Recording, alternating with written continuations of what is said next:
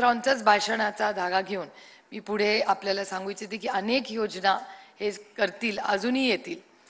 पण गमतीचा भाग मला असं वाटतं की लोकसभेपर्यंत कुणालाच त्यांची बहीण आठवली नाही. रिझल्ट नंतरच बहिणी आठवायला लागल्या. आणि दुर्दैव एका गोष्टीचं की बहिणीचं नातं हे आमच्या भावांना कळलंच नाही हो. आणि त्यांनी प्रेम आणि व्यवसायामध्येच गल्लत करायला लागले. प्रेमात व्यवसाय नसता आणि पैसे नसतात आणि व्यवसायात प्रेम नसतं. कारण का व्यवसायात प्रेम करायला गेलं का घाटेगा धंदा होईल. आणि जर प्रेमात पैसे आले तर त्याला नातं म्हणतच नाहीत. त्यामुळे दुर्दैव या महाराष्ट्राच्या सरकारचं की त्यांना व्यवसाय आणि प्रेमातलं अंतरच कळलं नाही. ते बोलताना म्हणतात की एक बहीण गेली तर हरकत नाही, दुसऱ्या बहिणी आणू.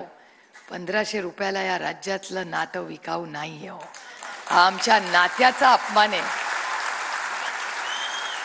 निरागस असणारं बहीण भावाचं जे प्रेम असतं त्याला किंमत लावायचं पाप या महाराष्ट्राच्या सरकारने केलेलं आहे.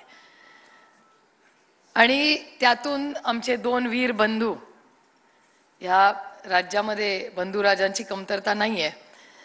आणि असे 2 जण परवा भाषणात असं म्हणाले की आमचं लक्ष आहे कुठली बहीण कुठे मतदान करते.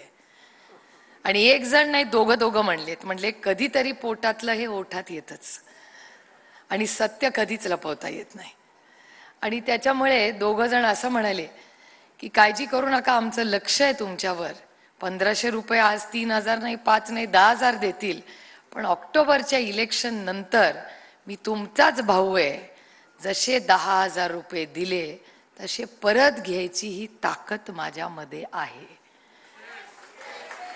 आणि दुसरा म्हणतो की मी लिस्ट, आता मला हे माहितीच नव्हतं की महाराष्ट्रामध्ये लिस्ट रिव्ह्यू होणार आहे बहिणींची.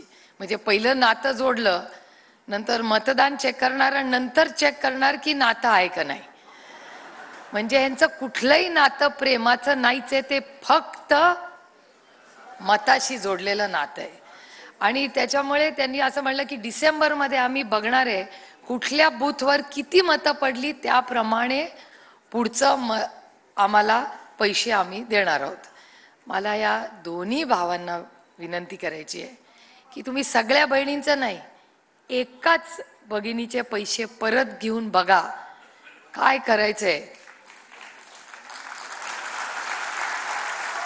त्यामुळे